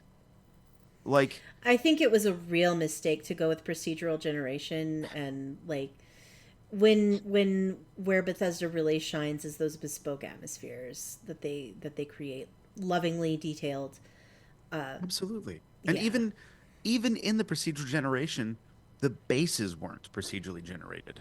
And it's like, guys, So you it's kind of like have Dragon Age 2, how there's like two cave designs over and over again. yeah, I mean like the way that all of their base building works in in 76, in Fallout 4, and even in Starfield, you have set pieces. Ah, You can make them generated. mm-hmm. Like But make they it feel didn't. different. No, they didn't. And like after a while you kind of feel like you've seen behind the curtain. And so when you're looking at a planet and you see medical lab, you're like, "Oh, okay, well I know what that is. There's just going to be random loot. There's no missions there. There's no special guns there. There's nothing, it's just Mm, the medical lab or you abandoned robotics facility. Oh, I know exactly what that looks like. The loot's randomly mm-hmm. generated, but it's nothing special. I'm not gonna go into a cave and find a hidden switch and hit the switch and then it opens up into Blackreach. Mm-hmm. You know, it just lost that allure, Yeah. but you could see what it could have been. It's a beautiful game. I do hate that every door is a loading screen, and like that feels a little dated these days, but even still, at some point you could even get past that because it's Bethesda. You're like, fine, Mm-hmm. whatever. But then like it just lost it lost that mystery. Even though it's Mm-hmm. space, it's a galaxy, it lost the mystery. So so back to Avowed, I'm really looking forward to a company who knows how to tell story and build worlds Mm-hmm. and see what they have to put forth in this because I'm don't care about Outer Scrolls 6 at this point. Like I just don't. I I mean, if understand it's that. anything Yeah. like Starfield, it's going to be worthless. And same thing with Fallout 5 if that ever happens. I just if they did anything like it with Starfield, then it's not gonna it'll grip me for maybe 20 hours and then I just won't care if it's anything like that. So hopefully they learned from the procedurally generated mistake and use it sparingly this time. Mm-hmm. But but yeah, I mean, I hope that Avowed does very well. Yeah, I really do think it's strange that the procedurally generated parts of Skyrim and Fallout 4 were the worst parts of the video game. And they were like, hey, let's double down on this. Just make the whole thing this. Yeah. Yeah, no, you're right. I mean, where Starfield did shine though was those curated moments, those curated spaces, and you're like, this is cool. And it feels like Bethesda. Mm-hmm. And then you walk outside, and then it's just and like I didn't even care that the majority of planets had nothing on them because that's space. That's just what makes sense. But at least make the few places you have to visit Mm-hmm. worthwhile. Make them interesting. But yeah, Yeah. so I try really hard not to look at what Avowed is supposed to be and just kind of go into it super blind. Yeah, But what it is. Judge it for what it is. yeah, I'm hoping it gives you the same sort of experience as like your Skyrims did, like when you get into a world and you could just get lost in it. Mm-hmm. I hope that Here's hoping. Honestly, yeah. you know what it reminds me of more than Elder Scrolls is Fable. Yes, yeah, I get yeah. some Fable vibes from Avowed. Isn't there a Fable game coming out? There is a Fable game in development. We haven't seen anything about it in years. We've only seen, I think, like CGI trailers. Yeah. Uh, I don't have a ton of hope. So, yeah. Yeah. Okay, sounds like that's the news for Hmm. today. Okay, there's no game stock because vendor wasn't here and I forgot to do it. Do you want to check the mail stack? See if we got anything on there. Do we have anything? Let's check. Check. Is there a mail All bumper? right. Yeah. Do I have the mail bumper? I do. You've got We mail. just got a letter. We just got a letter. Okay, so I'm scrolling for all eternity because apparently there's tons of mail. Oh, there is? Yeah. Okay. Okay, we were talking about feel good games last time, and Ah, Fire and Gasoline mentions Mario games, Animal Crossing, Zelda games. yeah, yeah. And I'm just going to scroll back past the rest of these because we already had that discussion. So, scrolling, scrolling, scrolling, scrolling. Okay, here's one that who posted this originally? It was a 4AX4X boost. He says, I have a question for everyone. Do you think it's more supportive to purchase a game or to play it through Game Pass? That is a question. That is a very loaded question. Do both. Um, and Green Camps in chat said, if Game Pass works like play a set of games that cycle in and out so you can test drive games, then it's good for players, not so for the game developer and publisher, unless the cut they receive is better than no purchases. If you like the game and it cycles out, purchasing the game would benefit the creator publisher. Then again, it depends on which platform you purchase it on because each has certain percentage cuts. Fire and Gasoline thinks it would be most beneficial to buy the game, even if you have Game Pass, but she's unsure about how the payouts work and assumes that Jessica Starr probably has more in depth knowledge. Isn't that just a Which is safe bet? fair. Yeah, I feel like it's always a safe bet. Yeah. Her Um, and Tim Twig. Silior says that he likes trying a game on Game Pass, and if he likes it enough, he'll end up buying it. And Jessica Starr wrote a dissertation on the subject. So we're going to go through Of this. course. All So, right. ready? Ready? Yeah, let's do it. Okay. The words of Jessica Starr. Hey, I saw the ping but busy workday. Thought it was a cool question because there are some misconceptions around Game Pass, partly as a side effect of the console wars. Most of the time, I'd say we don't stand corporations, and Game Pass is a service we pay for and should be used to the fullest extent possible guilt free, especially for any first party. I think that's pretty solid summary, Jessica Starr. Yeah. That said, these circumstances are a bit different with the wartime situation, so I wondered how best to support the studio too, as GSC Game World is not an Xbox studio, even though it's Xbox PC exclusive to start and Microsoft partnered with them. The best way to guarantee you support the studio directly is to buy the game, for sure. Game Pass contracts where they are not publisher vary between lump sum with bonus for performance over certain metrics, benchmark payouts, and probably things we haven't heard of. It's all a bit shrouded and individual. On partnership ones with exclusivity like this, it's usually help during development, then possibly lower final percentage of final. However, that's all guaranteed and money they'll get whether or not you sub to Game Pass. So you purchasing it is an additive, whereas subbing and playing on Game Pass only guarantees extra if payouts have a sales metric, aka downloads and subs component. For smaller games, just being on Game Pass is a huge boon in that it adds a lot of discoverability and nearly guaranteed higher player base. Their deal might not be as lucrative, but larger profile games usually have a pretty solid deal that they agree to, which is why I said initially that one should never feel bad about playing a game with your sub. 15 to 20 bucks a month isn't chump change. She goes on to say there is slightly different formula for internal first-party studios, and the Game Pass support structure that Futter and others have talked about or came out during the ABK acquisition. But I've rambled enough already. Basically, just know that if you download and play an Xbox Studios game within its release quarter, the studio gets significant credit in the allocation buckets, and especially for new and resubs. Beyond that window, there's a player download metric and, of course, base level of support any company should give. But I just wanted to emphasize to never feel guilty about playing a game through Game Pass if you sub, and any closures are on Microsoft's bad decisions, not on gamers. Thanks for coming to my TED Talk. And honestly, at this point, I feel like you and I don't even need to address the question because No. Jessica did it so well. Yep. No, that's absolutely right. I mean, I was gonna say the same exact thing for like AAA games. Download the sub and Mm-hmm. play. Don't care. For indie games, I think you're gonna have to do one of those things either buy it if you dig it, or Mm-hmm. sometimes for a small indie company, it's just awesome to get on the platform so they can get more exposure than they would if they just released on Steam.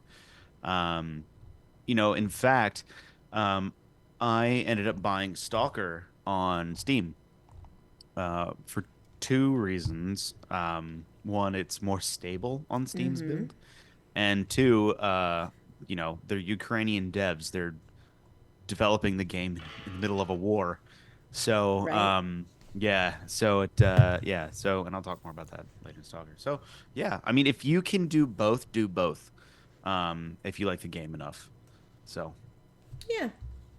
Well, thank you very much, Jessica Starr, for covering the mail stack segment for us. yeah, That was anyway, amazing. And guesting in absentia. yes.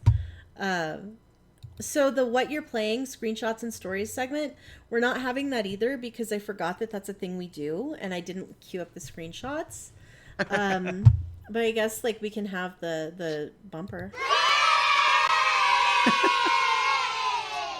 Okay, that's enough. Time for our gameplay.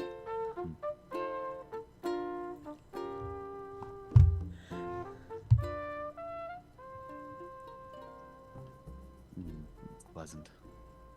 What you been playing, Rick? Well, why don't you go first? What have you been playing? Very little actually. Pokemon Go. I've been playing so much Pokemon Go. I have like Pokemon Go. I've been kind of in depression mode for a lot of the year, Yeah. and Pokemon Go has been one of my largest sources of joy. And Oh, good. I realize that this is kind of dumb and that I've probably spent more money than I should have on this game because it does have some predatory mobile game practices. But it has been so much fun. And Rick, I don't think I've talked to you about this at all, but we actually I've got Steven back playing Pokemon Go as well. He's been joining me Yeah. in the Pokemon Go.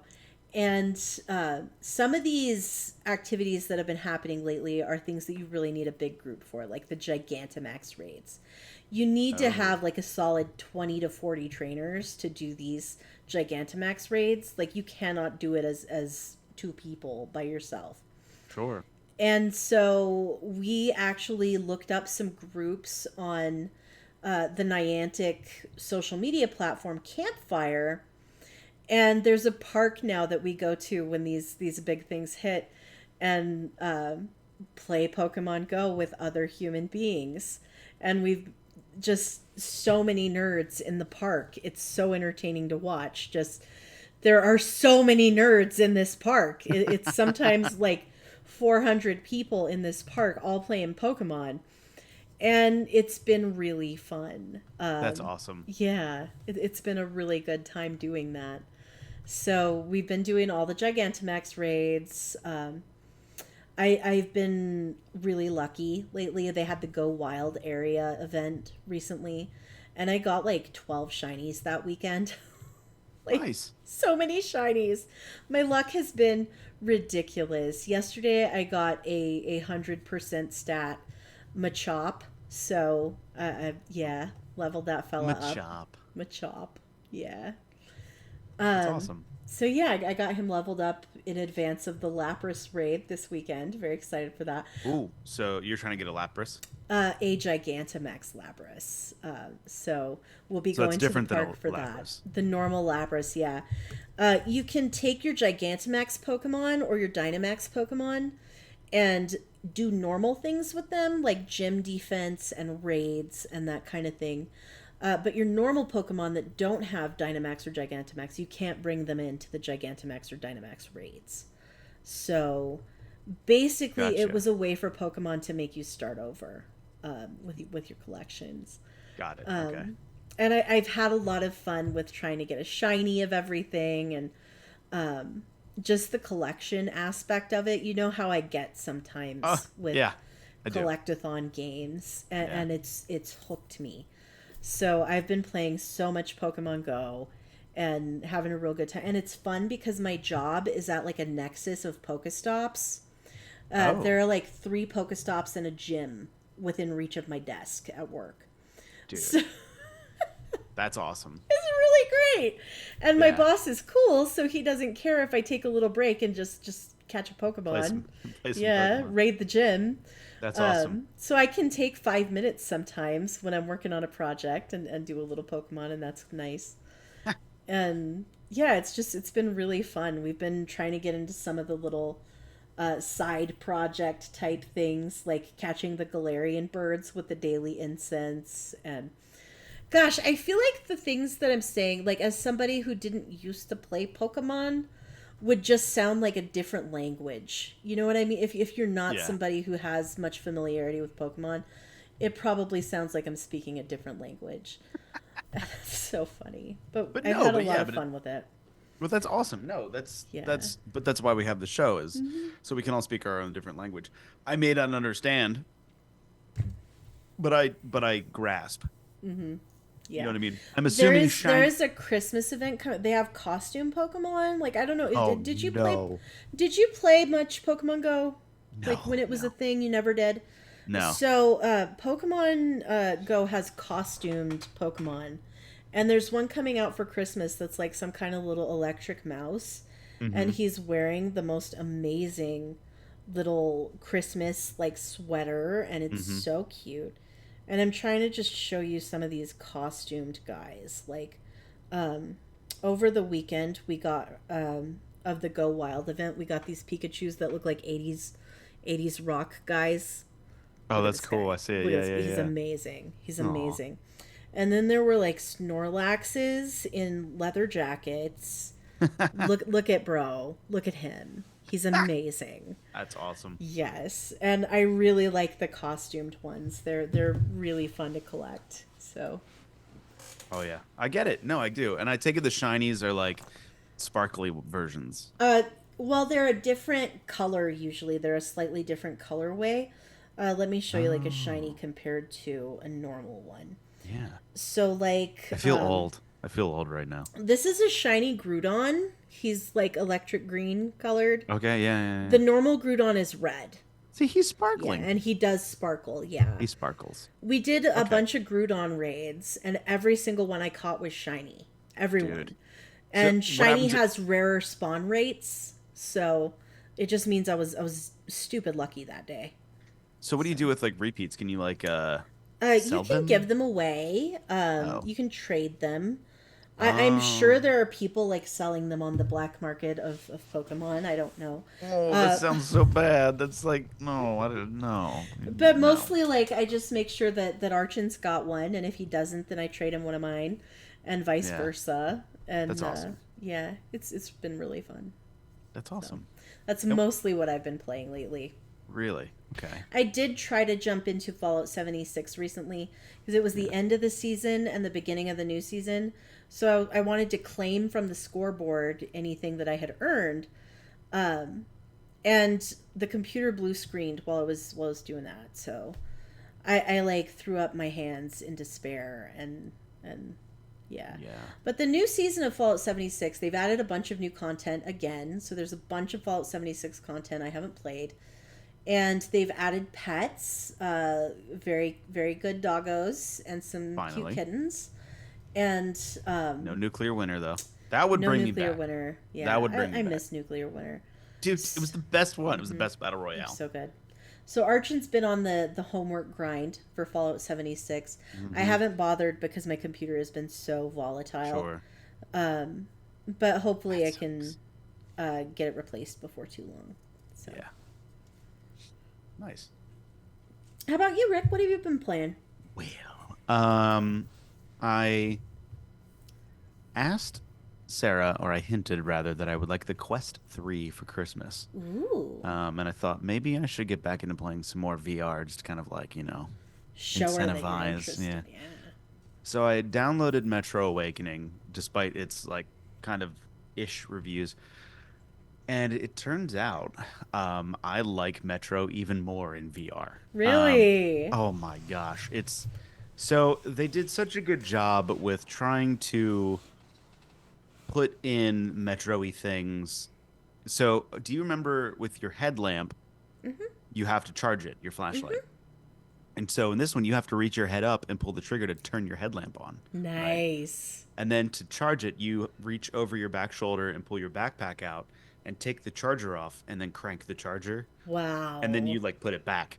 And then like when you have to charge up a panel, you pull out your charger, you take two leads off of the charger, clip them onto the panel, charge it, take them off, and then put it back, and you turn the switches.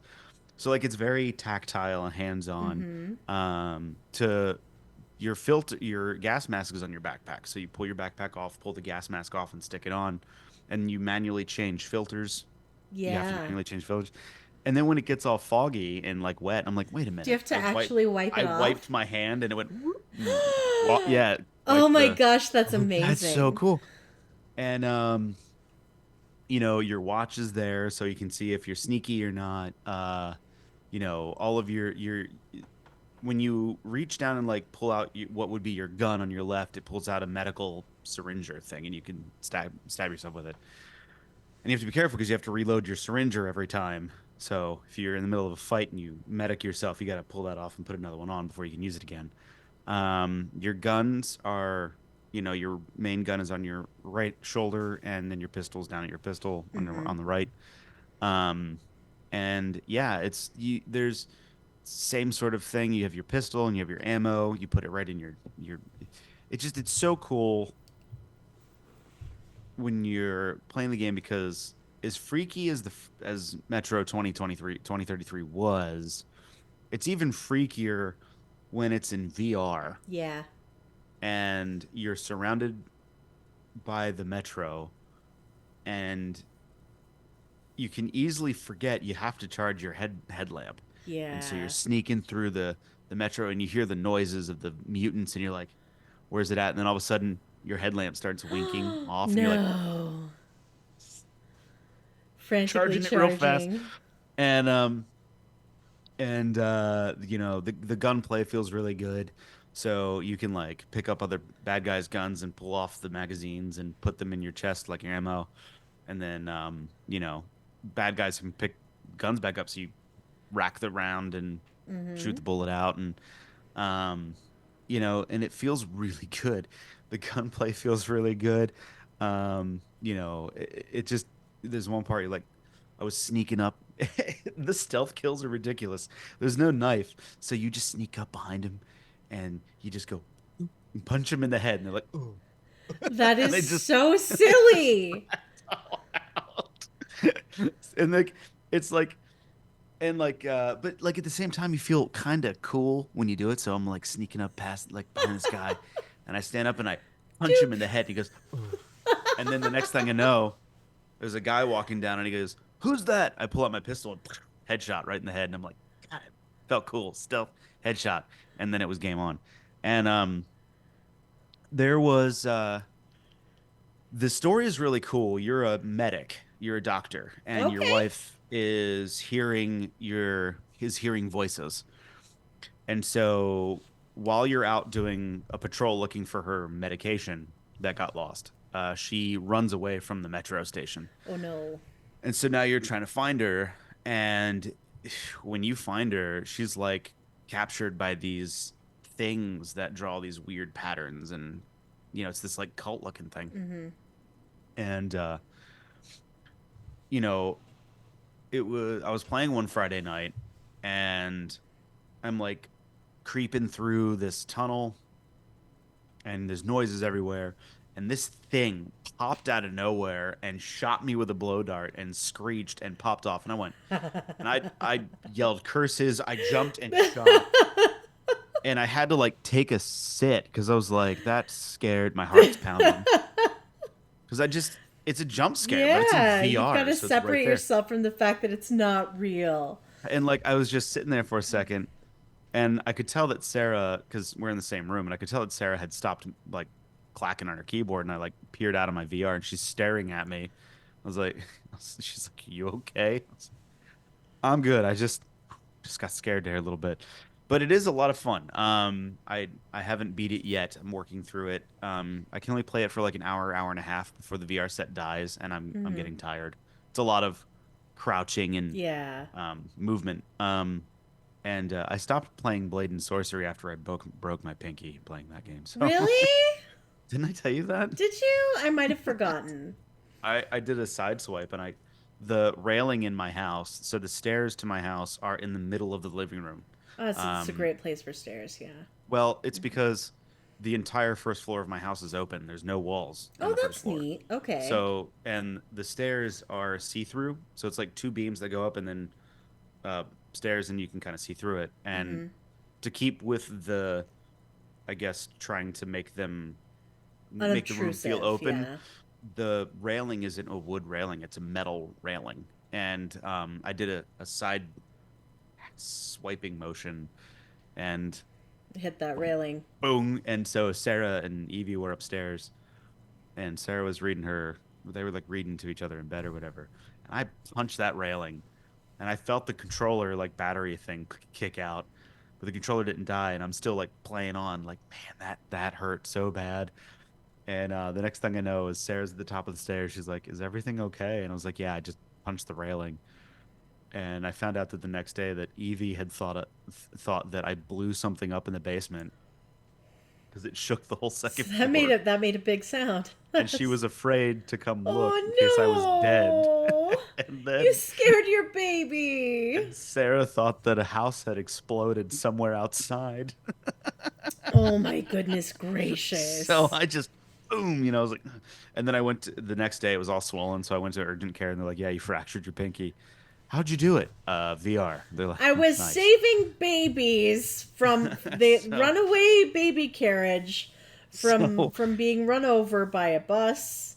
yeah, yeah, doing something completely Hmm. heroic and not lame. But anyway, so I haven't played that in a while. I don't have enough room. But I do play that, and I still do play hot dogs, horseshoes, and hand Hmm. grenades. It is that one makes me sick though I really because miss the hot dog streams. Those were so fun. yeah, I they were so they made it harder, and again, it tends to make me feel woozy. I Um, understand. So Stalker 2 has come out. Ukrainian developer, takes place in the zone, which is Chernobyl and Hmm. Pripyat. And what's really cool is they did a perfect, like almost like if you look at the top view of a satellite photo of Chernobyl and then you look at the in-game map, it's the same. They did a really good That's job of great. recreating the factory in Chernobyl. And the subsequent zone is big, it's creepy, and it really does bring back a bit of the Fallout 3 feeling. It's definitely not whimsical. It's much more serious in some sense. Um, and basically you're a dude who has his house destroyed by this artifact. Have you ever played any of the Stalkers, Shalene? I haven't. Okay. So, because of the Chernobyl incident, it kind of started these weird anomalies in the zone.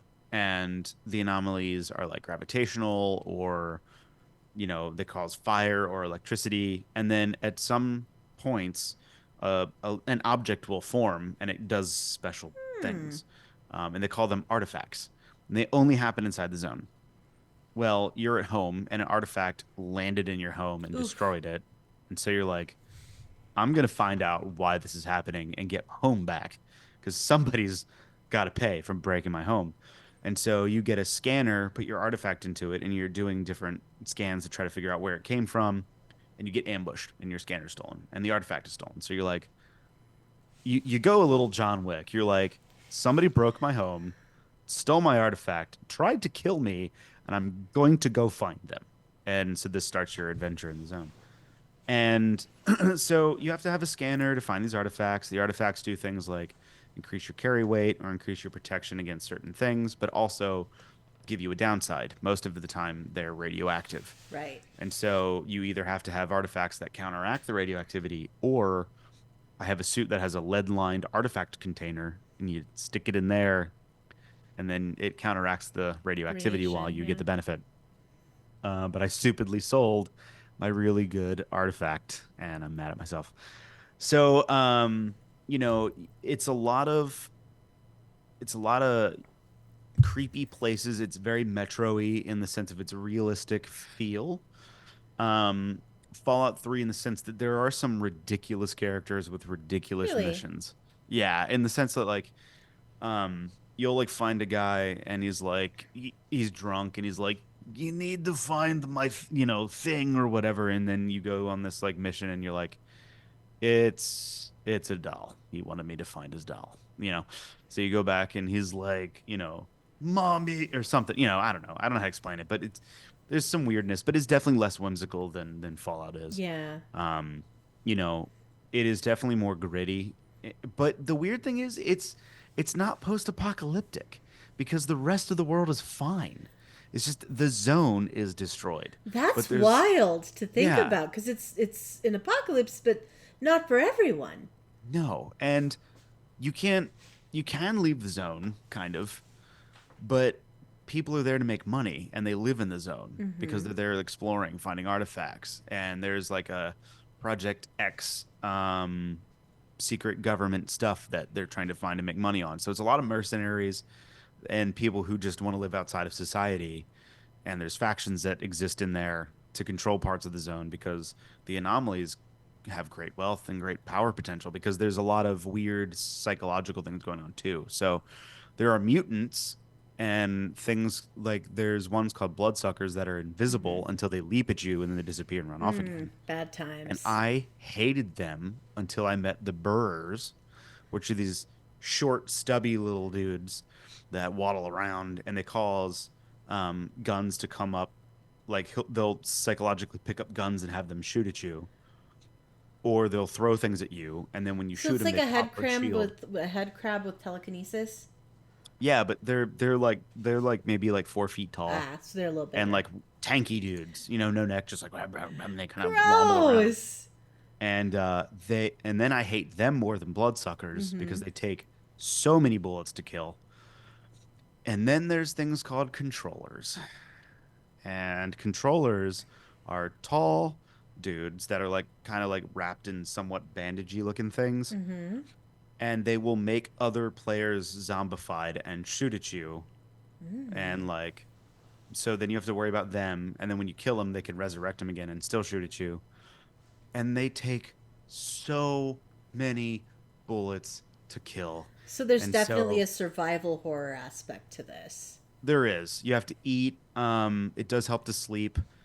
There's like this cat mutant that will spawn copies of itself and also make you tired when it screams, and your eyes start to close. So you have to like pound an energy drink to kind of like keep awake, and it's I mean, and we've all then been there.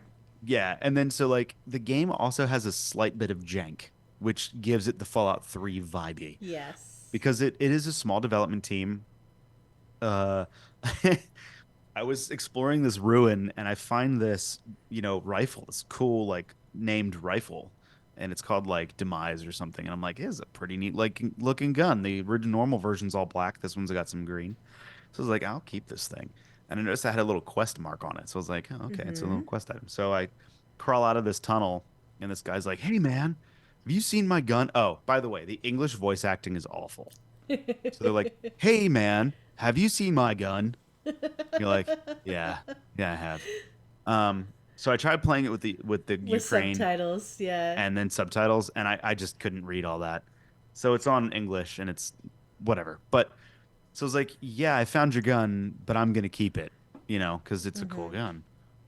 And he's like, oh, you suck, man. And he's like, fine, whatever, it's yours. And then he started to walk away. So I went to talk to him again. He's like, no, you're just gonna make fun of me again. And I was like, okay. And so I leave him and I'm playing the game. I'm using the gun. It's really good. And then I was like, you know what? I'm going to switch out for a different gun just for variety's sake and change calibers. So that way, because there's different ammo types. And like in Fallout, you're like, I use this cool gun Yeah. enough, but I'm running out of ammo. I'll switch to a different one. Well, weight is a very important thing. And so I went to put the gun in my stash and I went "Thoop," right back in my inventory. So I was like, that's odd. Drag, drop, "Thoop," right back in my inventory. So I was like, huh.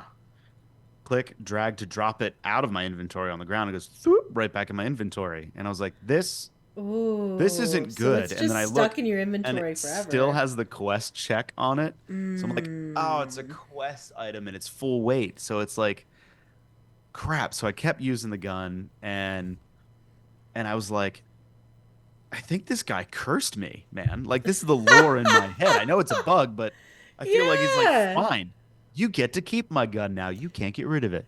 That's So you funny. just have to keep it. And so I went to find him again, and when I finally found him, he's dead. I'm like, So you can't give it back to him now. and so I checked his body and tried to drag it into his inventory, and it goes thoop, right back into mine. And I'm like, dang it. That's hilarious. It's like that sucks. Do you think he would have Um, lived if he would have had his gun to fight whatever I attacked him? don't. I get maybe. I don't know. I thought about that, but it is one of the better guns in the game. So I was like, that's fine. There are a few other bugs that are silly. Like I was on a roof once and I went to check a box, and my character went off the side of the building and just felt it was death. I was like, okay, that's fine. You know, the Xbox version or the Xbox Game Pass version had so many crashes. It would crash all the Right. time. Then I got the Steam version and it was a lot more stable. I had found a money glitch where you know how like when you sell something to a vendor in a game, Mm-hmm. they always give you like a fraction of what it's worth. Yeah. You can see your normal what it's really worth, and then when you put it in their inventory, it's like they're only going to give you a third of that. Mm-hmm. So I was playing once, and I was dumping stuff into the sell box. This little box you can put you can sell all of these items in the sell box. And when I went to drag a stack of something in, there's a dialog box that pops up and it says, "How many do you want to sell?" And you could slide the slider, or it says sell all, or just it defaults to half, or you can sell half or cancel. So when I dragged the stack up there, I noticed that the number of money that the vendor was going to give me for all the items in the sell box jumped up like crazy. Ooh. I was like, that's strange. And then I hit cancel and it went back down. So I was like, oh, maybe it's adding in how much it would be if I put this amount of the stack in. So I drag and dropped the stack, and I saw the number pop up, and I hit confirm, and then the number went down again. So I was like, that's odd. So I pulled the stack out, put the stack back in. The number jumped up when the dialog box popped up, and I went, well, this game's janky, so I wonder. And then I moved my mouse over and clicked confirm on the whole transaction, Mm-hmm. and it confirmed the transaction, gave me all the money, and left the dialog box popped up for like, do you want to sell for me? And then I hit cancel and got to keep the stack. So I was like, Nice. so I did a little experiment and I found out that what the glitch was that when you loaded your sell box up with anything that you wanted to sell, and then you dragged a stack of stuff in there, the number pops up to the total of what the full value for Mm-hmm. everything is. So if you had a gun for 19,000, he'd pay you the full 19,000. Right. And because the economy was so broken, I just kept doing that and getting money, money, money, and then I was able to repair my kit. But they have since fixed that glitch, but they haven't fixed my undroppable gun. Mm-hmm. Um, but it is if It's you funny how they have always fix the bugs that benefit the player first. well, they did also change the economy. Like, the game was trying to offset really rare gear with expensive repair costs, Mm, but it was like too expensive. right. They So overcorrected. yeah, but then they kind of solved it. But it is on Game Pass, and I would highly recommend trying it for an Yeah, hour. it sounds good. It really does sound good. Yeah, I mean it's one of the most beautiful games I've ever played. The storms, the weather effects are just they go hard. I mean, it is the wind's blowing and the leaves are going and it feels good. Like, do you ever play a game where the weather feels Oh good? yeah, yeah. I know Yeah, I what you mean, the mean. rain sounds good. When lightning strikes near you, the sparks fly up and kind of go with the wind a little. And it's like, they did such a good job with it. And That's great. if you can support the developers, if you're interested in this sort of game and you can support the developers by giving them some money, I would do that. I would do that because they deserve it. And I think there's actually a documentary about the development of this game on Oh, YouTube. that's I have to check fun. out. That's Yeah. really neat. Shout out to Vendor who popped into the chat. He says, "I heard they go hard, and I had to come over." Nice to see you, Vendor. Nice to see you, buddy. But yeah, that's all I've been playing. And in fact, once I'm off here, I'm gonna go play more Stalker because it's so good. Yeah, that sounds great. I've heard good things from others, so it's nice to hear it confirmed from a source that I trust. So, You trust me? That's a bad I idea. mean, I mean, with post-apocalyptic game recommendations, yes, I do. Such a good game. So I think that's a show. Is that a show? Anything I else you think want it's a to cover? show. I'm good. Yeah. Well, thanks for hanging out. It was nice to hang out. Yes, absolutely. Yeah. Fun being back. So we'll be back next week with more Vendor. And yeah, show is sponsored by Oak and Crow Coffee. Visit oakandcrow.com to buy a bag of We Just Love Coffee, and $2 from your purchase will benefit the Children's Miracle Network. You can email us at info@wejustlovegames.com, info@wejustlovegames.com. I think I'm the only one of us who still has a Twitter account. I'm Shalene L, Shalinel. And the show is We Just Love Games. We have a Facebook group. It's not terribly active, but it's facebook.com/, we just love games if you'd like to check that out. We do have a Discord server, and that is terribly active. So if you'd like to join the community, that's the way to do it. You can join our Discord server by clicking the link on our Twitch page. That link is live whether or not the show is. And yeah, we try to record the show live every Friday, 6:30 p.m. Mountain Time, 8:30 p.m. Eastern Time. We're on YouTube, iTunes, iHeart, whichever ones of these platforms still exist. I think some of them have gone down since the last time I edited the show notes template. But thank you guys for listening. Rick, do you have a last word? Time for some thrilling heroics.